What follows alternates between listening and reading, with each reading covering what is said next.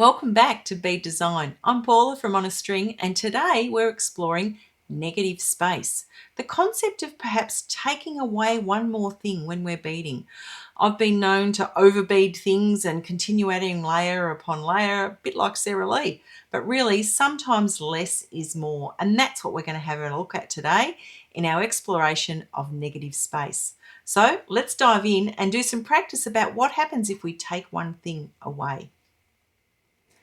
Okay, negative space is the concept of perhaps not overbeading and maybe taking one thing away. These shapes I've got here, I love playing around with them to see how they actually can build out a piece. But I thought if I just lay them out and let's have a look at what that looks like. It's a fairly, symmetrical and nice even piece of beadwork here. But what happens if we take one thing away? What if I remove that one there and then just sort of shorten that up like that?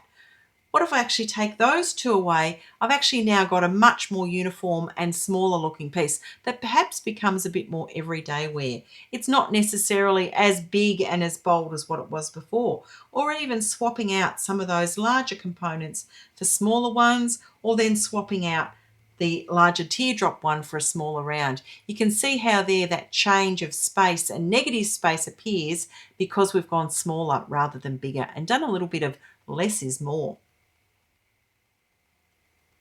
Negative space is like a pause in music. It's a space for your eye to rest. It's a space for you to actually take a breath when you're actually doing your beadwork. So let's dive in and have a look at the printable guide which talks about negative space. Our negative space printable guide, it's got several little worksheets for you to actually go through and have a bit of a play around. There's the Let Your Design Breathe challenge. Remove one thing exercise. I found some pictures of some really busy beadwork and you can actually go on, scribble out one thing, see what happens. I think particularly that piece at the bottom that's got the sort of squares and diamonds in it, there's definitely a couple of squares that I would remove on that one. The one with the blue triangles, I definitely would remove one of those as well because I think the 4 doesn't really work in my brain either. So play around with that part. There's also the concept there of your little sketchbook that you can sketch out again and do some sort of design concepts around negative space. There's also a way for you to actually think about the pause exercise. What if you take one thing away? What if something is open or dense? If you've got more space in a piece or you cram more things in, it becomes dense. Is it heavy on the bottom, heavy on the top? Make sure you grab a copy of our printable guide at onastring.com.au or via the link in the description below. Let's test spacing and have a look at what happens when things are either spaced really well and they've got that little bit of negative space in them, or perhaps when they're a bit cramped. So when I have a look at this piece here, this is one I designed a few years ago for a Bead Society challenge. These 27mm crown stones are exactly the same in both of these pieces, the same size 27mm stone. But I've created that concept of a negative space by reducing the overall coverage on the centre stone there, so it appears smaller than what the larger stone here is. And it actually creates a graduated look there with that illusion of space. There's none, there really is well hidden with beads, but it's created that illusion of a negative space there as well.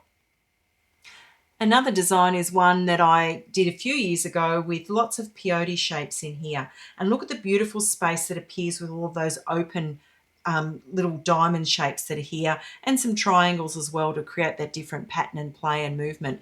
But the negative space that appears through the open sections is really what draws your eye in and holds these little components, these raku clay pods in place there.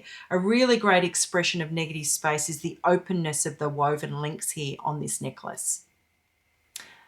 And last but not least is a negative space crown. So this is one it was actually a hair accessory that I bought and I beaded over the top of it.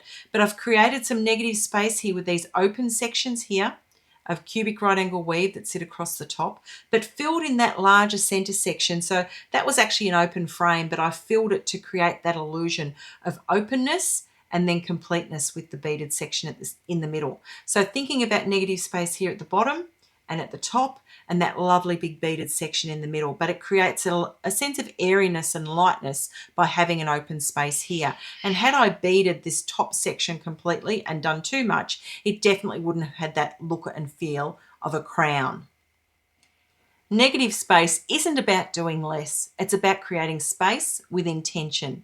So let your beadwork breathe and create some space in what you're actually doing.